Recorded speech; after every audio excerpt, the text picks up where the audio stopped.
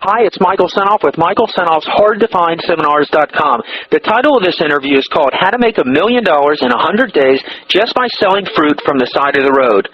When most people think about fruit stands, they picture farming families selling extra products to make about $100 a day, tops.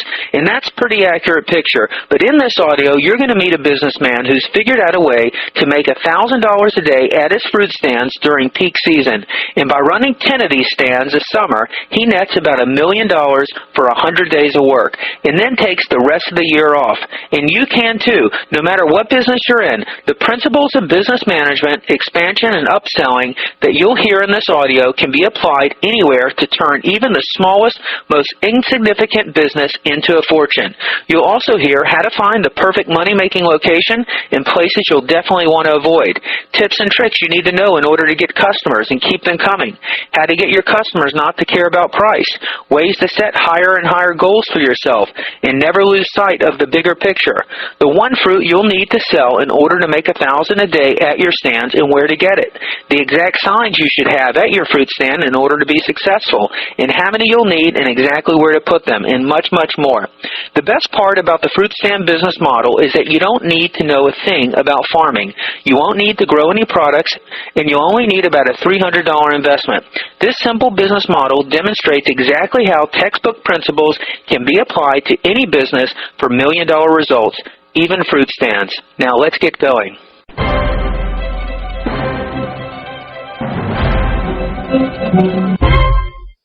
Let's start the story. Can we start at the beginning? Yeah, tell me from the very beginning, how did it all start? Well, you know, you've stopped at those roadside fruit stands. Absolutely. It's kind of like a nostalgic thing, you know? As a kid, you can remember, like, if you go on vacations with your family and you stop at the stand, it's always kind of exciting. Whenever somebody walks up to the stands, they're never unhappy. Yeah. They only say one or two things when they come up. Are they really sweet, or how much are your cherries? Those are the only two things they ever say, and it's beautiful. They have a big smile on their face when they say it, and I always hand them a cherry and say, first one's always free. And they smile, and we're talking. Let's start at the beginning so I can share with you how I've crafted and what I say and why I say it. All right, let's do it. Start from the beginning. So as a kid, you know, I worked on that fruit stand on the side of the road. Great-grandpa built it, and it was Grandpa's. Where were you? What state? Small town in Central California. Farm town. You know, that whole valley from Bakersfield to past Sacramento is all just farms and fields. And so there's little patches like that I know all over the country, but there's a lot of fruit grown in the California valley. Were your parents farmers? Well, their parents were farmers, and they took over. We pass it down from Grandpa to his son, and it keeps going. So how many generations back has your family been farming? Every picture that we have, even those old 1800 pictures, they're all black and white, but they're all farming. Were y'all farming fruit and vegetables, all kinds of stuff? All kinds of stuff. It was nuts, it was fruits, it was vegetables, and that's how it is when you're a farmer. You start with a few trees of what you want, and then over the years you build, and then your son takes over and he starts something. He likes to grow that, and so that's how it is. Every farm's got a bunch of stuff. So as a kid, what do you remember about the farm? I remember picking and knocking. That's where you took a big mallet. We didn't have fancy machinery in those days. Knocking things off the trees with mallets like nuts and picking our peaches or our cherries. It was the greatest life as an 8, 10, 12-year-old to get paid to go run through the fields and fill up buckets with fruit and then come back. And we didn't get paid much, but it was a great way to live your life as a kid. But I got to finally be on the stand at my own. You know, that was when it was really fun. So the main money, like in farming for you guys or for your family, was you're farming and then you take your bounty and you're selling it in bulk to the packers. The packers are taking it and packaging it and sorting it and shipping it out to different areas. And most of the time, no matter what city in America you live in, you can get our fruit. All you got to do is call the broker. Every city's got one. If there's a restaurant in the city, there's likely a fruit and vegetable broker. Look in the yellow pages. That's farm fresh stuff. Well, that's stuff that's gone to the packing house the same day it was picked, and 2 days later it's in that broker's cooler. And so when you pick it up, you're not going to really know any difference than if you got it off the farm. That's just the same thing you buy at Albertsons and Safeway. Okay, evolution of the fruit stand. So there's only so much money selling to the broker. So was the fruit stand an additional way for the farmer to make some money for himself? Real money, because he's not now selling them for 50, 75 cents a pound. These are current numbers. For his product to the packer, he's able to now put it out there on the street and get $2 for that pound of cherries instead of 70 cents. And that means a lot. Well, it only means $100 a day. I mean, that's all the little wooden stands on the side of the road ever bring in, or 100, or if it's right in the middle of the season, you got a lot of stuff, you're maybe bringing in $200 a day. They're all the same. Okay, so as a kid, you remember knocking the fruit down, growing up on the farm, working in the field, and just living that farm life, right? Yeah, that was my whole life. Well, when I turned 19, Grandpa threw me the keys to the truck, and he said, there's a tent and cherries in the back of the truck. It's time for you to go out on your own and do it. And it was the end of the season, and I didn't do very good. I only went 5 miles to the corner grocery store. We had a little gas station there. Did Grandpa give you any training or tell you how to do it? No, I've been on the fruit stand there for several years. What kind of money did Gramps make on the fruit stand? He made about $100 a day. With selling cherries? Well, everything that he had. It would be cherries and peaches and tomatoes and whatever we could grab off of the farm. All right, now, you're not going to tell me how, but knowing what you know now, if you could go back in time, knowing what you know now after all your experience, could you have shown Grandpa how to make more money? I could have, yes. And what could that have meant for him? Maybe 200 to 300%. Okay, so tell me about that first day you went out. Tell me, what equipment did you have that first day you remember, I'm sure, selling? I had a piece of cardboard that I wrote cherries on for my sign. I had a 4x8 piece of plywood that I flipped over upside down on top of the cases to make a table out of. Okay, but Grandpa, that's what he used, right? No, he had an actual shed that Great-Grandpa built on the edge of the property. So he would go out with the truck and the produce and set up where the shed was. He would go out, load up his truck with what wasn't taken by the packing plant that morning, bring it over to the shed, dump it. Grandma, my mom, my sister, everybody would work there at the shed selling the fruit. Actually, we'd spend the morning just kind of sorting it. This is bad, throw it out. This is good, put it in. So do you remember what you sold on that first day? Like $60. They said, did you have to give it all to him, or did you get to keep it? That was mine. That was yours? Yeah. If you didn't bring it out to the fruit stand, what would have happened to it? It would have probably got sold over the next couple of days. Did you learn anything that first day selling fruit? To get the hell out of town. You're not going to make any money in this farm town. Every 2 miles there's a stand and everybody's selling them for the same price. If they want cherries, why are they going to stop here at the gas station and get them? So you had too much competition. Competition. So my first lesson in the big business world was find my marketplace. So it didn't take you long to figure out to get a new market, right? Well, it took me a while, yeah. It took me a couple of years. I didn't understand what the right marketplace was. So what are some other frustrations over the couple of years that you experienced selling fruit from the side of the road? Well, I stayed in the valley was my big problem. I went to Modesto, and then I went over to Tracy, and I went out to Stockton, and I tried these cities that were too much part of the valley. I had to figure it out that I need to get out of the valley, find a long highway stretch where there's not a store or a farm for 10 or 20 miles, and people get hungry and want to stretch their legs and pull over to fruit stand on a drive like that. Found that if I drove at 45 or 50 miles over this big barrier called the Altamont Pass and just crossed into that Bay Area, even if it's the East Bay Area, I'm getting $4 for my $2 1-pound basket of cherries.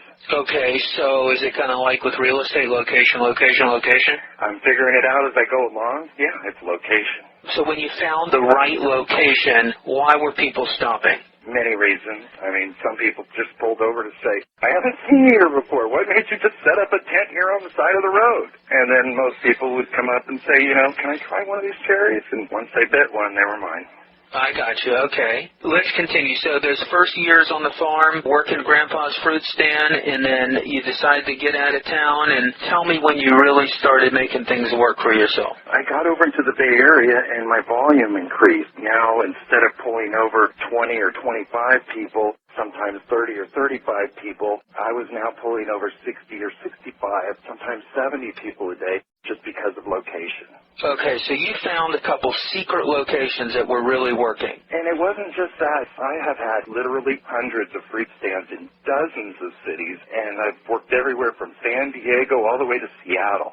I've worked hundreds of fruit stands, and I've worked dozens of cities, so I have a pretty good idea over time what's going to work and what isn't. At that time, I was still experimenting. I would just keep trying new things, the highway, the neighborhood, the rich neighborhoods, the poor neighborhoods, the high traffic, the business area. Right in the middle of Santa Clara, I tried everywhere, the places where you couldn't believe someone would have the gall to just set their tent up there. Tell me some areas that were just flat-out losers. If you were going to show me how to go make a couple $100 today, if I'm going to say, where should I not set up? You should not set up anywhere where there's farms. Nowhere around the farms. Where all the farms are, you need to get away from there. All those people know all those farms. They're not going to stop for you. Promise. You need to get where there aren't a bunch of cherry stands available, which means into town. You need to get into the big city. If you live in the farmland, you need to get into the city. If you live in the city, you're right where you need to be. Someone's going to say, well, if I'm in the city, why is someone going to stop at a fruit stand when they can just go into Vons or any grocery store and pick up fruit there? What is it that gets people to stop at a roadside fruit stand that's kind of cool? What do you think it is? Is it just that nostalgic thing, or people are stopping because they know that a fruit stand is going to be better quality fruit and it's going to taste like it's fresh picked right from the farm compared to the mushy stuff in Vons? I'll say 40% to your second example and 10% to your first. But I hate to just tell you that this is the reason why, because there's so many variances of people. My wife brings fruit home from the store all the time, and the peaches and the plums, they're just awful. They're done. And here's the secret. I mean, there's all kinds of secrets, but one of my favorite secrets is to bring one thing every day, one thing that I didn't get from the broker. I don't care if I got to go to my neighbors. I'm going to go knock on farmers' doors that look like they have fresh peaches or fresh tomatoes or fresh something. Why? I want that one sign out there, that one sign that works like gold. What is it? Picked today. Better yet, today's pick. You're listening to an exclusive interview found on Michael Senoff's HardToFindSeminars.com.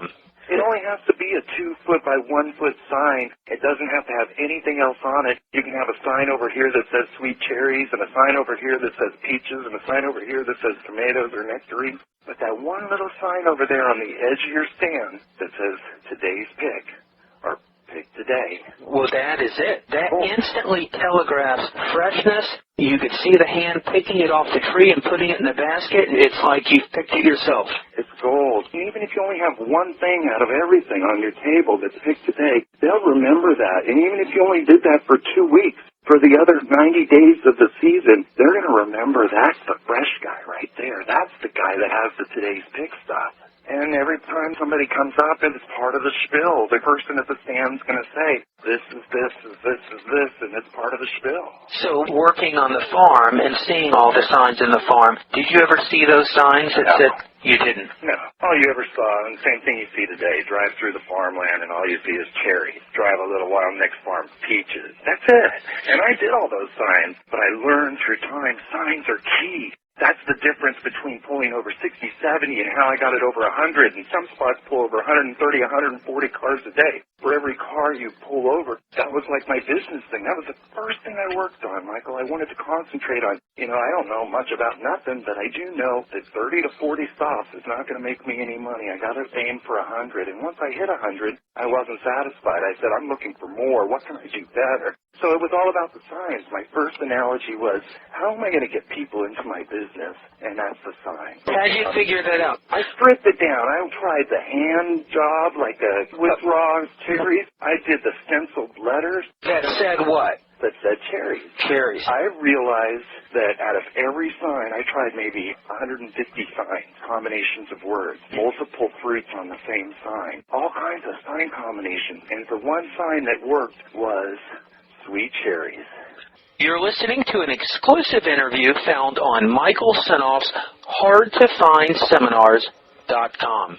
Oh, so sweet cherries was another sign. That was the sign that turned it over 100. 100 pullovers a day were no longer my goal. Now it was 125 a day. That sweet cherry sign just totally exploded my business. Was that being used in combination with Pick Today? No, I hadn't figured that out yet. So sweet cherries was first. That was first. That's when they would come up, and that was the first thing they'd say is either, how much are your cherries? And I learned that cherries was the key. I got 20 to 30 pullovers whenever I put any other word out there. Cherries is what pulls them over. That was the key, Michael. I could tell somebody that more than anything. If you're going to run a fruit stand, I don't care what else you sell. Just make sure you sell one thing. In your fruit stand, are you only selling cherries? No. Okay, but you're selling the appointment. You're selling them to pull over and stop. 15 years ago, I'm still trying to figure out what's going on. 15 years ago, I figured it out. It's cherries. 10 years ago, I figured it out. It's sweet cherries. A couple years later, I figured out I need to increase my average sale from $7 to $15. How am I going to do that? And that's by offering more inventory. But would you always get them in with the cherries? Always. It's golden. I mean, there's no other fruit word out there that's going to pull them over like that one. Sweet cherries. And that's the golden little add to the word cherries, as I found somewhere along that little adventure of my business growing, is that word. That word on top of cherries. So was your sign with the words side by side? Stenciled 10-inch letters. 10-inch letters? What color? I like the dark red, just like a cherry. Real dark on a white or kind of a yellowish white background. Okay, now tell me about Pick Today. How did that sign come into play, and how would you use it with the sweet cherries? Well, I've advanced it since then, but back in that day, I just made one little sign that said, Today's Pick, and it was small. It was only maybe 12 inches by 6 inches, and I leaned it up against that big 2-foot by 4-foot sweet cherry sign, so they understood that the cherries are today's pick. Oh, today's pick. And I'm telling you, I might only have today's pick for a week or two, but once that sign goes down, it doesn't matter. Everybody remembers that cherry sign. Sweet cherries is still there, but the today's pick just didn't get put up today. Okay, so sometimes you'd run your stand, but it may not be today's pick. Of course, you're going to the broker. You're no longer getting local fruit. See, as the fruit ripens in Bakersfield in April, and then in Stockton area in May, and then in Sacramento area in June, and then up around Redding, Shasta, or that area up in July, and then Oregon and Washington are in August, and then Canada's cherries come in September. The cherry, it's the last fruit that blossoms, but it's the first fruit that's ready. And it works in a hemispheric rotation. I mean, as the summer moves, the fields across the states ripen in the northern direction. I like to go right to the farmer. You can go right to the farmer. I can buy my cherries for 70, 65 cents a pound. And when you go to the farmer, are they already ready to put on the truck? They're field run, which means everything on the tree has been picked. And although 60% of those cherries are perfect, 10% are way too pink, and 5% are way too dark, and the rest of them are somewhere in between. No cherry tree has every cherry perfect on it and ready to go at the same time. So that's going to be your job over in the fruit stand, is to separate them? It is the person who's standing under the tent, taking the cherries out of the farmer's cases and putting them into the baskets. That's their job, is to sort that basket as the tree gave it to them. In other words, you don't give them every cherry in that basket perfect and throw away everything else. No. You give them 50% perfect cherries or 60% perfect cherries, just like the tree gives. 10% is going to be a little too dark, 5% is going to be a little too green, and the rest is going to be somewhere in between. So you give it to them like the tree gives it to you? Exactly, but when you market it, if you're going to give somebody a handful of cherries, do you want them to see the pretty side or the not-so-pretty side? The girl puts them into the basket with her gloves on. I've still to this day never seen a fruit stand, besides one of mine, with the girls wear gloves. She reaches in, she sorts that basket so it looks attractive, sets it up in a nice teepee fashion, and sticks it out on the table. So let's stop there for a second. My next lesson was packaging. I said, well, every farm has a damn scale, and every farm wants to sell them by the pound. And, I don't want to carry a scale, and I sure don't want to get stuck into a spot where people are making their own baskets, and it's a mess. You know what? I'm just going to make baskets. Yeah, it's about a pound, I don't know, but depending on how much is in it, those little green baskets, $4. $5 if you're in the peninsula or San Francisco. You'll sell one of those baskets for $4 or $5? And it probably cost me 50 cents. That's pretty good. Well, I've just begun. So now we're on our way. So we got ourselves 120, 130 pullovers a day. we're moving somewhere between 400 and 500 pounds of cherries. It's major profit. And you're filling in the little stuff. All right, so hold on. Let's say you got 100 pullovers, and if you sell each one of them a basket at $4, that you make about $3.30. Well, it was a pound, but unfortunately, 30 years doing what I do, and I still have never weighed a basket. I mean, do you think it's a pound? No. Not even quite. I think it's somewhere between 0.75 and 0.85. All right, so on a $4 basket, you're going to keep around $3.50 profit. Correct. That's $350. When someone pulls over and they're buying cherries, what do you see the average unit of sale about? Well, next lesson. I really needed a spill. I felt like just standing there, I wasn't getting the production. You need to increase sales. To increase sales. So what I did is I said, let's put some more fruit out here. How about if I put some peaches right here, and I'm only going to double my money on these peaches, and I'm only going to double my money on these tomatoes, and I'm only going to double my money on these other items, but I'm going to fill in some of these holes and bring my average up. I don't like the $7 or $7.50 average on those 100 customers. I need to bring that up to a $14 or $15 average on these 100 customers so I can make the money I want to make. So when they come up, the first thing they do is they get a cherry. Before they have a chance to get any information about what's what, why I'm here, anything, won't even talk to you. You got to try a piece of fruit. All right, I want to break it down. They're driving on the side of the road. If it's a fresh pick, they're going to see sweet cherries, today's pick. If it's today's pick, they're going to pull over. They're going to get out of their car. You're standing there working or just standing there and there's no one there. They're walking to you. Do you say anything to them or do you wait for them to approach you? Totally ignore them because part of the program is, you know the Latino guy sitting on the corner on 3 cases of cherries all day and only sold a half a case? Because he's sitting on his cases of cherries. He's bored and he looks bored. I'm busy and I look busy. I decorate my table a certain way. I have empty baskets on my table on purpose. I have full baskets all over the table, but I got to have some empty ones because it looks like you just left and they cleared out half my table. And I'm not looking up at you because you're going to walk up to me and the first thing you're going to say if you don't have a warm feeling is, how much are your cherries? And if you do have a warm feeling, you're going to say, how sweet are they? You don't have your prices displayed on the table. Never. Do other roadside stands put their prices there? Sometimes. Is it a mistake? If you let me give you the spiel, I want you to walk up to me and let me sell you. Okay, so I'm going to come up and I'm going to say, how much are they? Cherries? First one's always free. And grab it from me, please. Take it, bite. Great. And I have 3 sizes. I have a small, medium, and large. Over here, the cherries are 4, 8, and 12. Here, peaches are 3, 6, and 9. Here, tomatoes, 2, 4, and 6. And here, the nuts are 1, 2, and 3. What just happened to you? I got confused. You're lost. What do you care about the price? All you want is one of those. You're going to point, because I'm going to tell you. Just point to the basket you like. Do you want to confuse them on purpose? Yes. Okay, why?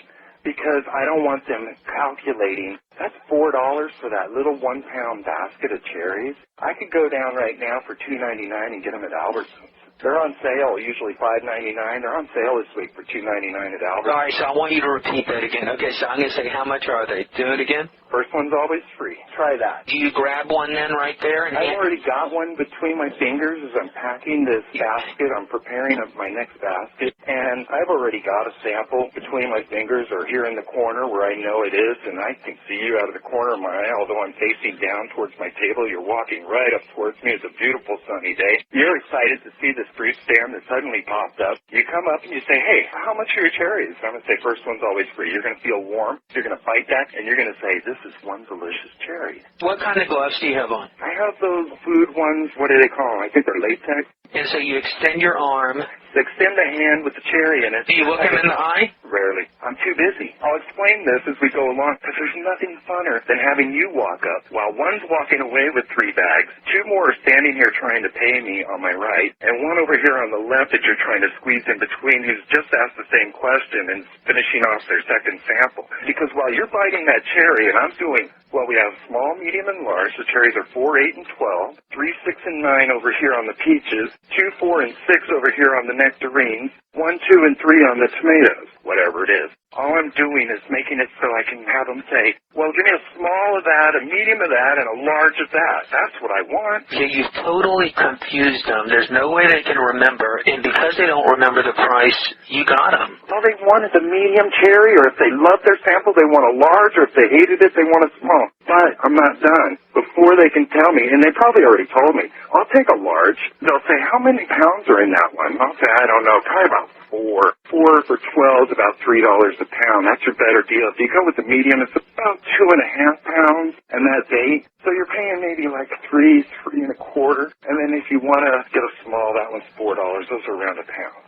So while you're deciphering that, if you really wanted to know more, that rarely does it happen. About 80% go right along with the program. But you're digesting this 3, 6, 9, 2, 4, 6, 1, 2, 3, 4, 8, 12 thing I threw at you. I've sliced you off a very thin slice of a delicious peach.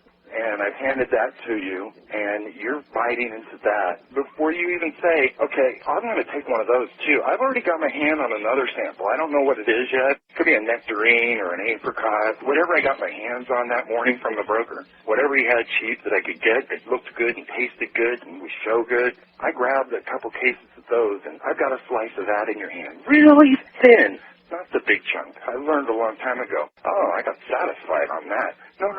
Nice and thin. Tell me the lesson. How did you learn that? Just too many sales slipping by. Wow, this is a delicious peach. Because the other stands would cut it up, and I've seen it. You go to the stands, you can go have all your fruit for lunch there, right? Right. They put it out. Right. And that's a mistake. Big mistake. You got to control it. And then they're dying for more. When I say thin as I can slice a peach, I'm going to hand it to them. When it lays on their tongue and they taste that sweetness, give me a small peach too, okay? Oh, that's genius. I don't know. It's just practice and error, and I know nothing about big business, but it just seemed logical. So as we go along, 2, 4, 6, 1, 2, 3, slice, sample. Now, the next thing that's going to happen is you're going to tell me what you want. You're going to point, you're going to point, you're going to point. Just point to what you like. That's what I like to say. Well, I'll take that one, and that one. Next thing I'm going to do is before I give them their fruit or let them touch their fruit, I want their money in the basket. Okay, in the basket. Well, I don't take their money by hand because I'm touching food. And this impressed them so much when I figured this out. People just loved it. You know the baskets I'm talking about? They're cardboard. They're 3-4 times the size of the little green plastic ones, and they hold fruit. They're cardboard. Every fruit stand's got them. They'll hold like 3 pounds or 4 pounds in some sizes. Yeah, I think I know what you're talking about. They come up about 4 inches. About 3 inches, you're right. Maybe 4, but that's the basket that is the large and the medium. The small ones are the little plastic ones. So I've got different sizes of baskets. Well, those 2 large cardboard baskets are my bank. I put one on top of the other with a blank on top of that. In that blank is a few cherries just so I can recognize that little stack of 3 baskets right there is my bank. So I'm going to grab my bank with my right hand, lean it over to them, lift off the top 3 sample cherries that are in that top empty one, and under there is going to be a bunch of 1s and 5s, and if I lift that one up, it's going to be all 20s. So he's going to probably, or she's going to probably, because probably 60% of the pullovers are middle-aged women, probably more women than men, almost any spot I've ever had, except maybe the big highways where the truck drivers are. So she's going to probably pull that 20 out of her pocket, and she's going to drop it in there. She's going to look confused. Like, aren't you afraid someone's going to grab all that money? Never has happened. I've been working the basket bank for 15 years. Never had anyone try to make a move. And I'll purposely turn my head, still watching out of the corner of my eye. They never do. No one tries to steal. So she drops her 20, looking confused because she's thinking she has some change coming. I drop basket 2 on top of the bottom basket. Now she sees a bunch of 1s and 5s, and I say, well, you got a medium peach. That was 6. You got a large cherry. That was 12. 6 and 12 is 18. Take 2 singles out of there. Great. Drop the empty basket with the 3 cherries on top. Now they're all one little compartment again. Set them off to my side, and I'm now grabbing her bags because I don't want her to take my cardboard baskets. I want her to have a plastic food bag that I've gone and bought a case of before the day started, or once a week. There's a plastic bag that the cherries have been set into that's lining that cardboard basket. I can grab the 2 handles of that plastic bag, lift up, and all of her cherries are ready to go. Does she think she's going to get the basket? Her first time there, she might suspect, but she doesn't see the basket. It's covered up by the plastic bag. I gotcha. That's the one thing I always have a problem with whenever I'm training somebody new on the stand. I have to tell them, everybody gets these baskets. They cost $1 a piece. So, okay, let's continue. So she's going to take her 2 singles change, and I'm going to set my bank to the side. I'm now going to reach up under the table, grab her 2 bags, the large cherry, the medium peach, hand them to her. I funny thing, and I still don't understand it after 30 years. But for some reason, and it could be safety, it could be, hey, somebody knows there's good fruit there. I don't know why exactly, because everybody's a little different. But when there's somebody pulled over at my stand, I'll guarantee you 1 or 2 people are pulling over before they leave. It's just funny how it works. When somebody's pulled over and another car is coming along and they see them pulled over, hey, they're open. Hey, they must be good. Hey, it must be a safe place. I don't know. But when you can slow them down a little, at least until the next car pulls up, and that's my timing. That's all about your timing and how you can slow them down. And I like to tell a little story, a little joke, talk fruit. I don't know, explain something. And generally, when you're talking to these people, they love to talk about their garden, how when they were a kid and they went to the pick-your-own-you-pick farm, they could write a book of all the great fruit stories that people told me. So you want to keep them there because when there's a car there, it's going to increase your chances to get another pullover. And, you know, the girls aren't really good at that. Not everybody needs to do that. I just found that makes a difference. You don't need to do that to make $1,000 a day, but if you can, don't be surprised if your average goes up to $1,250. Can we talk about the money? And you've been doing this 30 years. If someone's properly trained, if they have the right location, and if they do everything you train them to do, what kind of money can they make? $1,000 every day that they start with $300 in the morning. So they start with $300 in the morning, they make $1,000, they'll gross $700 a day? No.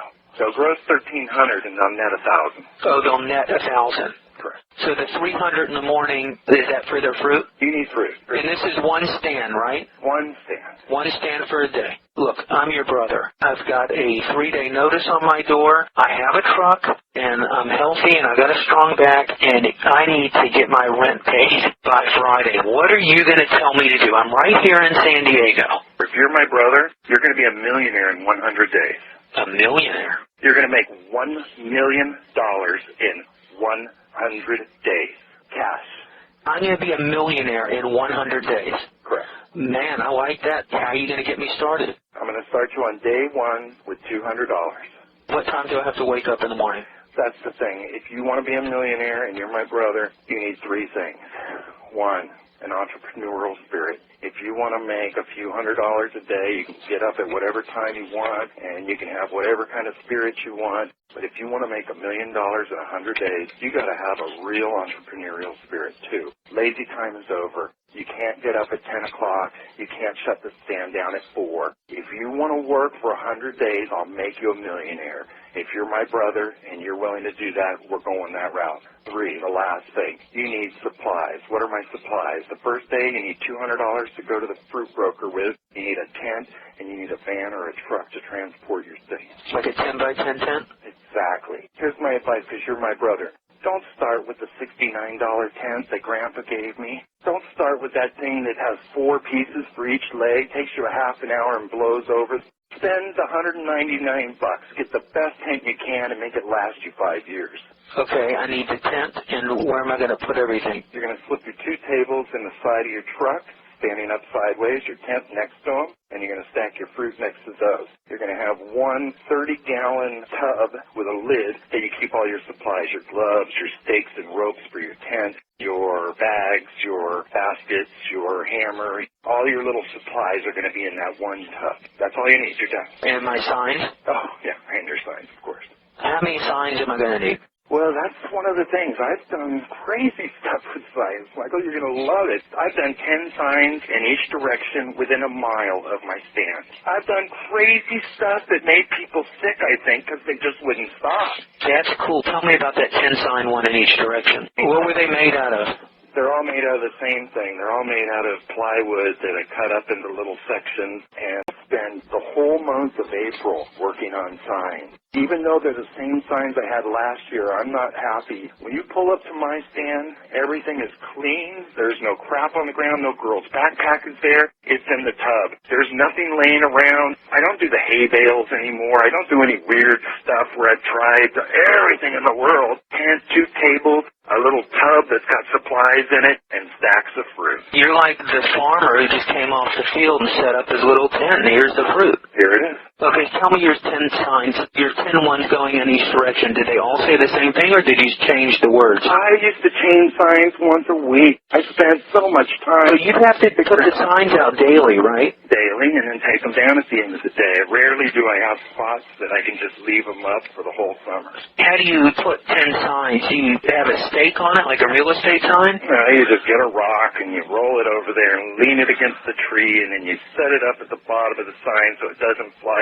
over if the wind blows or a car goes too close to it. And you walk another 30 feet, you put another sign down, and you find some way to pry it up so it stays up. If it's the fence of the field or another tree or some rocks or some weeds, some way it's going to stand up. Walk another 30 feet, this one says nectarines. Walk another 30 feet, this one says tomatoes. I've done them all, but none of them worked. None of them worked. None of them worked. The one that worked was cherries. The one that really worked was sweet cherries. The golden ticket, sweet cherries, today's pick. I'm your brother. That's what you're going to tell me to start with. Yes. Sweet cherries, today's pick. And how many would you say I need to start? You need one for each direction. How many feet from the stand? People can see your stand. People know you're there. You're not giving them any information by throwing all these signs out there. What you need to do is have one sign a quarter mile before your stand that says sweet cherries. And then they're looking for them. And then walk the other direction a quarter mile and put the other one. So I've got a good tent. I've got all my supplies that you told me about on the list. Okay, I'm in San Diego. How do I find my fruit? Where should I go? You're going to pick up the phone book. You're going to look under 3 sections. First one's produce. Second one's fruit brokers. You're going to make phone calls. You got your phone book there? Let's look it up. You're going to see a whole list of them. Even if you live in small-town America, if there's a restaurant, somebody's bringing vegetables and fruit into town. Find that company, and you're going to ask them, hey, do you have cherries? How much are they? Will you get me cherries if you don't have them? Great. Can we do that on a daily basis? Great. And then he knows he's now making a couple bucks, whatever, I don't know, every town's going to be different. But I don't pay over $1 a pound. I don't care if they're golden cherries. I don't pay over $1 a pound. Are the brokers all over the place with price? Yeah. Does price go up and down? It's pretty consistent. You can't control him. It's how much he wants to make. I can't tell you what that broker wants to make versus this broker. Well, when I'm starting, like from your experience, you'll find a couple good relationships with some fruit brokers and you'll stick with them. Yes. For more exclusive interviews on business, marketing, advertising, and copywriting, go to Michael Senoff's HardToFindSeminars.com. I'm looking for a good relationship with a fruit broker who's got cherries under $1 a pound. And if you have to pay $1.50 a pound and you get $4 a pound, is that really going to matter to you the first season? No. No. So if you're 20-pound case of cherries, that's what they come in generally. The guy tells you on the phone it's $32, so you're going to hang up on him? No. Probably might want to think about it, at least go sample them, but you're going to make money. For more exclusive interviews on business, marketing, advertising, and copywriting, go to Michael Senoff's HardToFindSeminars.com. You're teaching me to start with cherries, okay? It's my first day. I'm going to start with just cherries. So I'm going to go out to the food broker. Do I walk in and buy them, or do the brokers deliver? I mean, what's the best way? You're going to his place where many other people are probably doing the same thing. You're going to his place at 5, 6 in the morning. No, you're not running 10 stands. You're going to his place at 8 o'clock in the morning, and you're going to be loaded and on the road at 8:20, 8:30. They're waiting for me. Yeah. And I get to go grab what I want? You get to go in and say, hey, what do you got in cherries? And he's going to say, come on back to the back cooler. He's going to walk you back there, or he's going to send somebody back there with you, or he's going to just send you back there because he's too busy. Go back there, and you're going to see stacks of cherries. Hopefully he's got more than one variety. He's got 4 or 5 types and prices, so you can pop the lids on these cases and then take one out and sample it. Go to the next stack. So what type should I get? The ones that taste the best. Forget about the varieties. These ones come before that one. It doesn't matter. You're going to sample one of each of his cases. This came from this type of a grower, and this came from this type of a packer, and this came from this type of a packer. You're going to sample each one because you could care less about anything else. But when they bite into that cherry, and you're looking at them, or you're slicing a slice of your next sample, you want their eyes to light up. You want it to explode on their chin. You want their cheeks to shoot up really high and their color to come to their face, and you want them to go, wow, that's a great cherry. I don't care if there's $12 a case I don't want them if they don't taste great. Okay, so when you're sampling them, I mean, do I need to sample maybe a couple of them just to make sure? I guess one's enough. So you're good to go. You trust the rest of the batch? The one tip, it probably took me a few times. I didn't learn that right away. You want to pop the lid on every one of those cases and make sure one of them isn't full of mold. Hasn't been sitting somewhere for 2 weeks and he just slipped it into your stack. Because he doesn't really know what's going on. He probably has somebody loading them onto a cart and bringing them out to your truck for you, one of the mini warehouse type of workers. Just check out your stuff before you leave. Do that every time? Every time. Take every case lid off. It's going to take you 30 seconds a box. Every box is going to bring you $72. That 20-pound case of cherries is going to bring you $72. Whether you pay $12, $15, or $20, it's going to make you $72.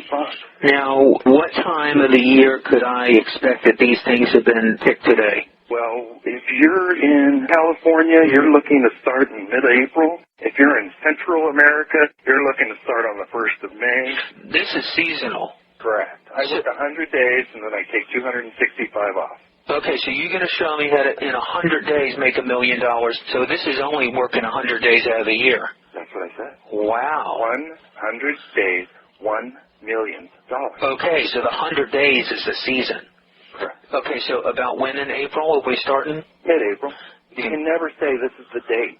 Too many factors. It's all about the weather and the heat. You can't say this is always the date. Never the same day year after year. It's always within a week or two of each other. I started many of seasons on the 15th of April. I started many of seasons on the 1st of May. But nothing's happening in March. Nothing's happening except you're running around getting permits. How many months are they fresh picked where I can use that fresh pick sign? You can use today's pick only the days that you can get anything on that table that was picked today. Well, what do you think my chances are of doing that? Every day. Cherry. The last fruit to blossom, the first fruit that's ready. Well, when they're not ready anymore, and the broker's now bringing them in not locally from California, but he's bringing them in from Oregon because it's July, or Washington because it's August, that means that your peaches are ready in California. They're picking those today. And your nectarines were ready the week before, and next week will be the tomatoes, and the week after will be melons. Just try to always get something, if you can, that was picked today. So I can use my today's pick. And it doesn't matter where you put it. I wouldn't put it and lean it against the sign that says cherry. I'd lean it right against my table. So you've told me how to buy my fruit from the broker, but since I'm starting off easy with cherries, if I'm just doing cherries for the day, how many pounds of cherries do I need, do you think? Well, you're not going to step on yourself too bad, so you want to start with a small amount until you found your spot. And once you've sold out that small amount and it's 3 o'clock, you know the next day you're going to put an extra 2 cases on. And when you sold that out and it's 4 o'clock, you're going to keep adding on each day. Do I know my spot before I buy my cherries? You better. Okay, so let's talk about the spot. I'm here in San Diego. What are you going to tell me as being your brother? I'm going to say, where the hell am I going to sell these? Where's the best place? This is the most important and the biggest challenge you're going to have, my brother, is going to be finding your spot that's going to make you money and not going to bring you any heat. And why do I not want heat? Because I rarely get permits anymore. You want to ask me why? Why? Let me share you a story, and then maybe you'll understand. In Northern California, in the Bay Area, there's a kids' amusement park, in Vallejo.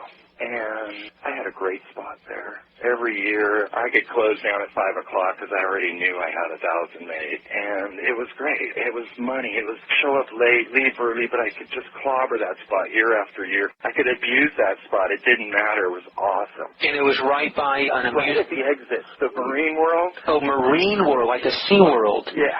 Okay. As they rolled out, my stand was right there. And I had to go and ask the guy who ran the park there, and he said, no problem. And I said, cool, and I set it up there. And I was good. I was great. They were happy. I was happy. Customers were happy. It was easy. I would grease them. You know, once every couple of weeks, I would take a case in and drop them on that guy's desk. And then what'd that cost me? $12, $14?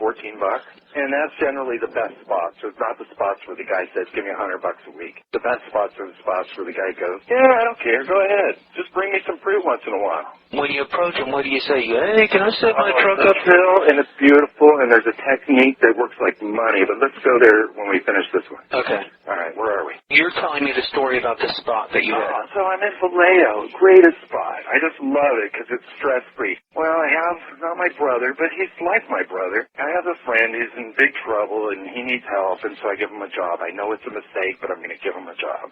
Man, is it a mistake. Don't ever hire your friends. Tip number 2. Next, he won't sell there without a permit. He doesn't want to get in trouble with the police. And I try to explain to him, I've done this for so many years. You know that. I never have ever gotten one ticket. And even when the police do pull over because of some reason, they're usually there to buy cherries, or I'm still going to be there 2 days later. So, you know, you don't need a permit. But every day I would get grief, and I told him finally, here's an extra $100. Go get your permit. It was either Thursday or Friday, and I had just shut that stand down that whole weekend and let him get his permit thing worked out.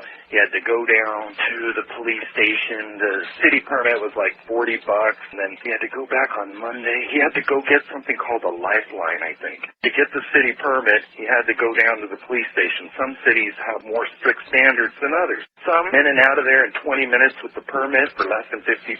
Some make you run around for a month. That's why I always start early if I'm going to get any permit. So he goes in, gets his lifeline at the police station. A couple days later, he's got his permit. We're good to go. Load up the truck. We're heading back to the spot in Vallejo. When we get there... Someone's there. No, it's worse. The city has posted no parking signs along the entire street that they were totally unaware of the week before I got that permit. Wow. So you think that tipped them off? I know it did. And that was it. So if I can tell you something, if you have to get a permit, great, get it. But if you don't have to get a permit, my lessons that I've learned, I only get a permit when I have to. And out of all the times you never had a permit? Not once. A dozen cops pull over because I'm an idiot and I had to learn the hard way. What do you mean? Well, you know the white line on the side of the road? If your tent's at least 6 feet away from that, that cop's going to pull over. Okay, so you need to be 6 feet back from the white line. If you set your tent up on Skyline Ridge that's way steep and there's a big turnout, but when people turn out they have to slow down and they make the whole road below them slow down to a dead stop and they have to start in first gear again, do you know what happens?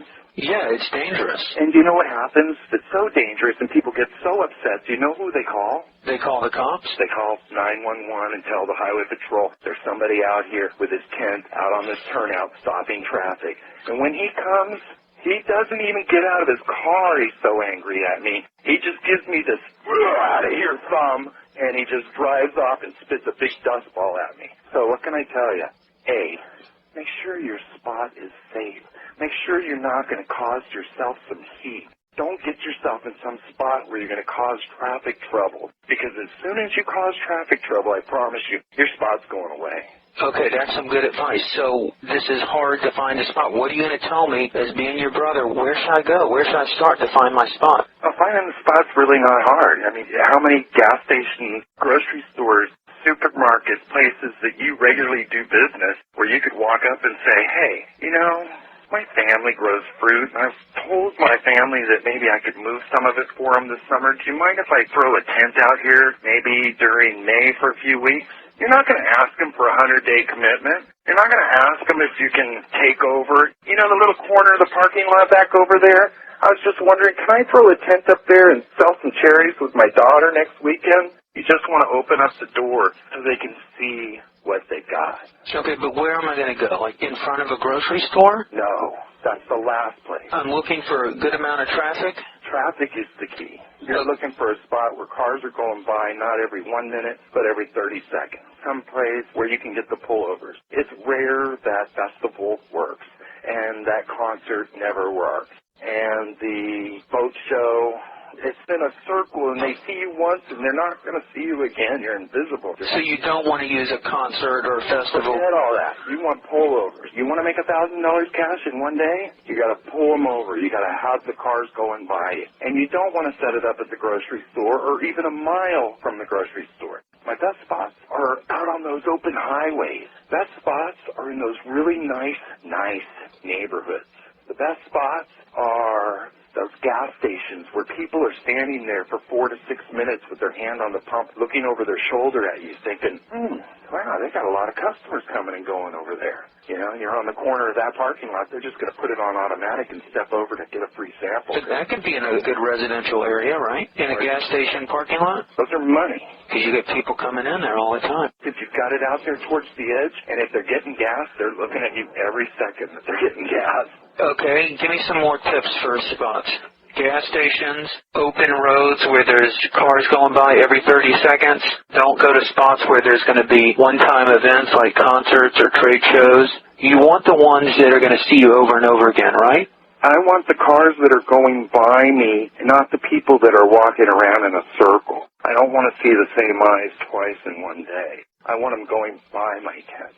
When you get a spot, let's say you're in the corner of a gas station, but a lot of these people come get gas at that place over and over again. Does it help for them to see you over and over again? Or when you get a spot, can business be pretty good at first and then kind of slow down because of familiarity? So one of my newer lessons might pertain to this. One of my newer lessons over the last 5 years has been, how do I keep them coming back? People come buy it from you early in the season, but later the store's so full of all those fruits, and they're already there. That's part of their regular program. How do I take their regular program and eliminate their produce shopping and just bring it to me? So somewhere I just said to myself, I'm going to try stuff. I said stuff. Nothing seemed to work until I started trying. Well, can I ask you what you like? Is there anything on this table you don't see that you would really enjoy the next time you come? And then they say, well, you know, I just love apricots. Do you have any? I will have them soon. You make sure you come back to this stand in a few days because I'm going to have you some apricots. Did you ever ask and get their names or emails? Never. And you're going to have such control and such a connection with these people that not only could you get their name and number, but you could sell them your water system. All the guys that come up to me all the time and want to leave their brochures and do I want to be involved with whatever they're selling as some kind of a manager or whatever. You know, no. Get that stuff off my table. So you would recommend that if I can, capture their name, number, email address, if possible? Never done it. I have no idea how that would help me as just a Portuguese that sells fruit on the side of the road. You're probably better with knowing how that would help than I would. Okay, so I've got a location, I've got my supplies, I've got my broker. What time should I be set up? Stand at 9. Why? Because your traffic's going to start up at 10. But even when I get to a spot, there'll be people waiting. I've had sometimes 4 or 5 people waiting when I get to a spot at 9 o'clock. And I tell them, I'm sorry, folks. I cannot help you until I get everything up, and it's going to take me 20 minutes. Well, I thought you opened at 9. No, I really open at 9:20. Whatever time I get there, if it's 9:15 and they're waiting, and I know it's going to take me 20 minutes, I open at 9:40 today. It's my job, my boss. That's the greatest feeling in the world. You just make them wait. And here's the thing. Why do I have to do that? When a person buys that bag of fruit and they're handing over their money, it's not more often than not, but it's so often 30% of the people say, why don't you give us one of those small cherries too? Or, you know, we're going to go see our grandparents this afternoon. Why don't you give us another one of those larges? So why do I tell the people it's so important to keep your table full of fruit? You're going to have 3 larges of everything. You're going to have 3 mediums of everything before you say go in the morning. Why? Because you don't want that guy to come up, buy his medium cherry, and leave. You want him to buy a medium cherry. You want to hit him with some samples, so maybe he'll pick up 1 or 2 more items, and you want that opportunity for him to say, well, these are sure good. You're going to have to give me another one for later. Or, you know, my neighbor just left cherries. I'm going to take her a bag. You have to have your table full. That's a big, big mistake that fruit stands only have one little basket out at a time. So I've got cherries on my first day. I've got my location. The gas station sounds good. I'm starting in the middle of April, so I've got my sweet cherries and I've got my sign. Today's pick. We're rocking and rolling. I'm selling. I've got your pricing pitched down, memorized. I've got the wood crates where I have my change in there. I've got my gloves on. So if I'm starting with just cherries, and then let's say I'm getting more comfortable, I've got some confidence in my own stand, now how are you going to take me to $1 million in 100 days? All right, so you've done day 1, and you're going to start day 2. On day 2, you're going to call home and have your girlfriend put an ad on Craigslist. Work on fruit stand, paid $10 cash per hour. You're going to get about 500 phone calls before you close your stand up that day. During one of those phone calls, you're going to hear somebody sounds like it's the right person, and you're going to tell them where your stand is and that you'd like to meet them right now. Tomorrow morning when you open, you're already going to have this person trained, and you're going to be out looking for another spot, and you're going to be bringing in twice as much fruit with your profits that you made from that day, and you're going to have 2 tents going. Here's my goal. At the end of the first week, I want 4 stands. You don't have to do it on your second day. End of the first week, 4 stands. Correct. Now, realistically, you got some guy from Craigslist, the trainee. Can that be frustrating, or can you get them trained pretty easily? It's pretty easy because all they're going to do for the first half a day is stand behind you and put cherries in baskets. And you're just going to constantly be telling them more or less, cleaner or less clean. I don't want to see any junk in my basket. You're going to constantly be critiquing them until they know how to make a perfect basket. The whole 3, 6, 10 hours that he's standing there with you, he's hearing you say the same thing 100 times. The next day, he's good. He is. Yeah. Do you worry about them stealing from you? Yes. That's the greatest thing that I've ever come up with, having those baskets and the salesperson never touch the cash. I can park 3 blocks away and watch my binoculars for 4 hours. They never steal. If they never touch the money, never touch it with their own fingers. Never touch it with their own fingers. And you can keep an eye on it, you're good. So you show them how to do that? I show them. That's the program. Why? Because almost every customer, the first time they come to the stand, that is so great that you don't touch the money. They love that because you're touching their food. And you know what's the funnest thing? Is when you've got this person walking up to your stand while you're just finishing up with these 2 people as they're leaving. They're just finishing talking to you because they're telling their story. And on your left, you have 2 people coming up behind the person coming up. Hey, how much are your cherries? The person coming up says. You hand them a cherry. You say the first one's always free. And let me tell you, I've got some other fruit here. And you're slicing a slice for them while these other 2 customers come up. They're already programmed. They point. They don't ever talk to you. They just point. They point to that basket. They point to that basket. You're pulling up their bags for them. You're opening up your change jar. Meanwhile, you're still saying goodbye to these people, explaining this guy what's going on with the samples. You're hitting him with the 2, 4, 6, 8, 10, blah, blah, blah, blah. And he's just engulfed. I can't explain the feeling that I'm gaining. It is really exciting.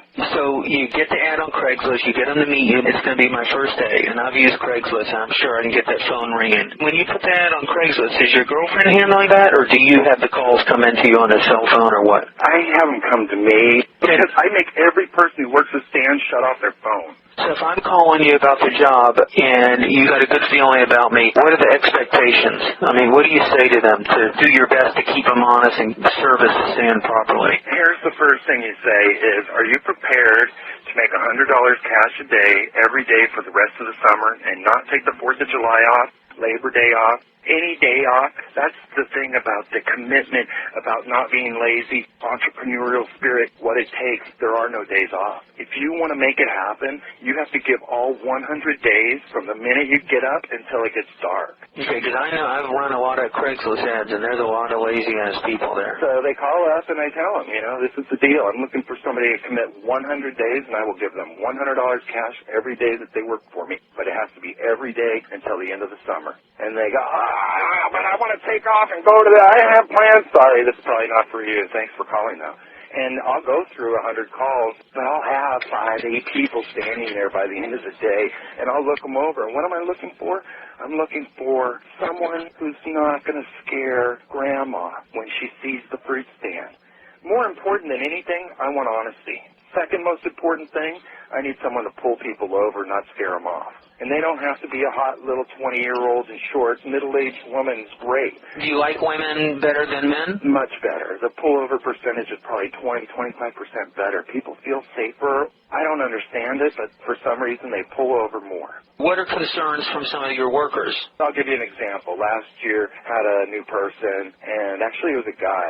I don't hire as many guys as I do girls. But I had a guy, and he came down, interviewed, watched the fruit stand for half a day. He was just all over it. He loved it. But he said he wouldn't do it without a permit. And I said, hey, that's up to you. You want to get a permit? Some people feel like that's the first year they work for me, and they go and get a permit. That's up to you, and I'll pay you for it. I'll give you every dime that you pay for that permit back in your pocket. But I'll tell you something else. A lot of times the permit's just a big runaround and you don't ever get anywhere, and some cities are just a mess, and I just don't even get permits most of the time anymore unless I'm forced to.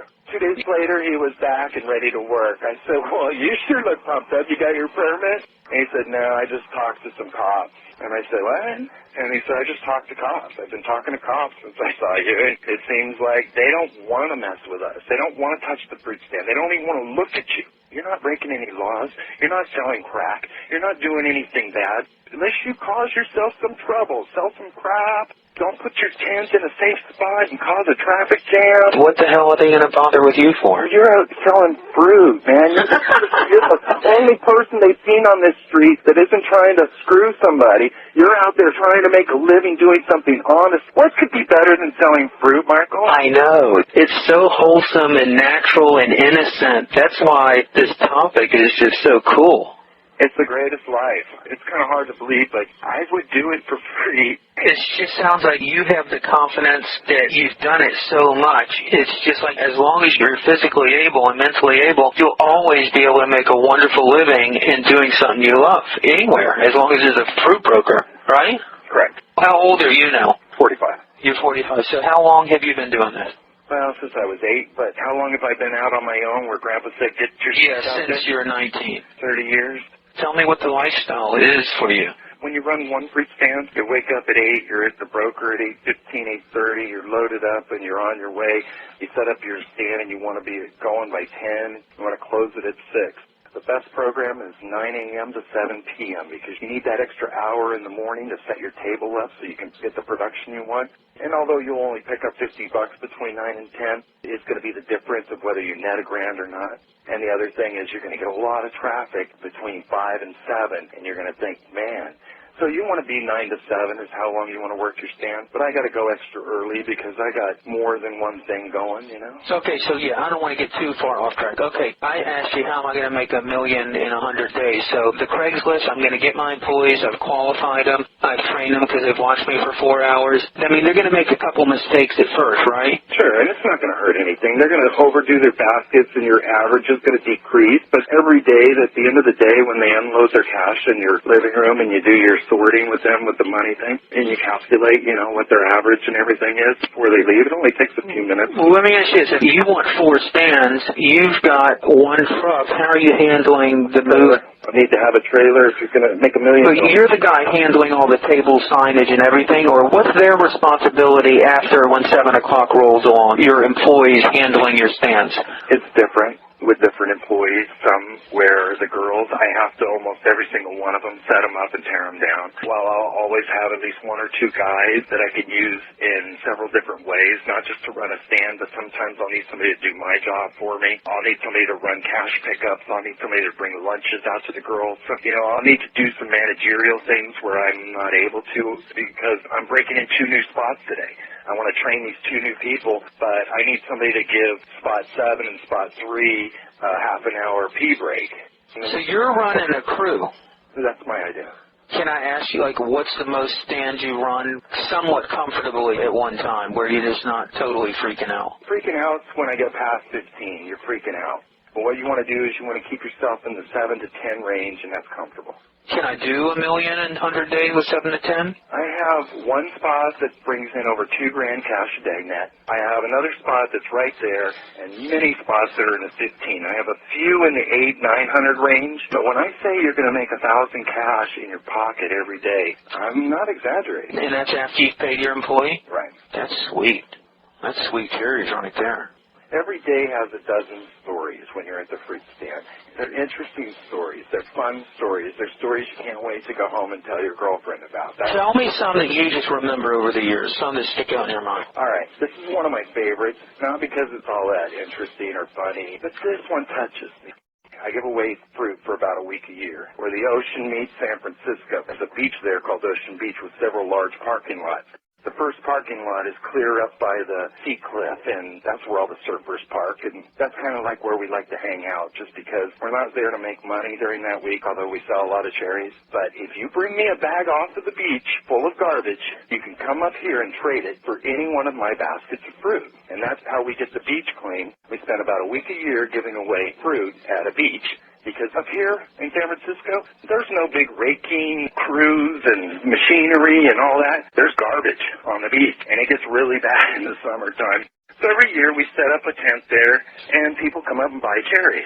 But a lot of our cool, like, hipster surfer dudes and stuff, they'll just come out, grab a plastic bag from me, take it out on the beach, fill it up with garbage, come back and take a bag of fruit. And it's great for me, it's great for them. It doesn't cost me much. I know it's a couple $100 a day, whatever, but I'm making 10 times that already out there. And I'm just going to run my little fun program. This Cleanup Beach Week is always about for me, and I'm making money. I got stands going, but I got people handling that because I'm only right here for that week. I just love that week. Anyway, let's talk about the story. I'll pull these two big yellow buses, and I'll pour like 70-something kids, like with their red camp shirts on, and they're all like waist-high, little kids. And I see the big burly manager guy of them all, and I wave him over, and we start talking, and he brings them up. It's just so cool to see a line of 70 kids up to your tent, and they all take a plastic bag. They all go out onto the beach, and they all come back. It's really great because Chandra's got a clean bag for them while she takes their dirty garbage bag, ties it, and tosses it next to the truck. The bag of garbage was higher than the truck when we were done. And she gives them an empty bag. They take a couple steps forward. I reach into the case with my glove on, pull out about a pound, and drop it in their bag. I say, thank you very much for helping us clean the beach. We really appreciate it. If you want to, you can save that bag and bring it back with more garbage, and I'll give you some more. So the 70 kids cleaned the beach. It was so beautiful. They made like a line. It's a real wide beach, and they just swooped it and filled up all their bags and came up. It was great. Well, guess what happened about an hour later? About half of those kids came back with another bag of garbage. You were out of fruit? No. I got lots of fruit. I'm making money at the same time as we're giving it away. I'm not losing money. I shouldn't say that I'm actually ever going to lose money. Yeah, you're selling too. I'm selling too. And even if I give away twice as much as I sell, guess what? I made money. So the kids come back on a second round, about half of them, come back on a second round of garbage drop. And I tell them, I'm sorry. I cannot give you any more cherries. Oh, no, I would love to give everybody more cherries, but you don't understand. You're little kids, 2 pounds of cherries equals big tummy aches past that point. I can't give you any more cherries. But next time you guys come here and you see us here, I will be happy to do it again. And thank you so much. This is so cool. It felt so neat to have all these little kids passing underneath you, getting their handfuls. Anyway, I don't know, maybe an hour and a half, 2 hours later, forgot all about the kids. I don't know, about a dozen of them come up with bags of garbage, and they set them next to the truck. And I said, guys, I don't want to give you it. No, we don't want any more cherries. And I just felt like the kids saw something from that, and I always take that with me. But they wanted to just clean the beach. Because they saw the value of their environment. It's something I carry with me every year. Little things like that. You wanted a story? That's a great story. It touches me when I think of them. I hope you've enjoyed this interview with the Fruit Guy. For more information on the Fruit Guy's new upcoming book, Sweet Cherries, go back to the page and enter your name and email so you'll be notified when the release of his new book comes. Thanks for listening. For more interviews like this, go to hardtofindseminars.com.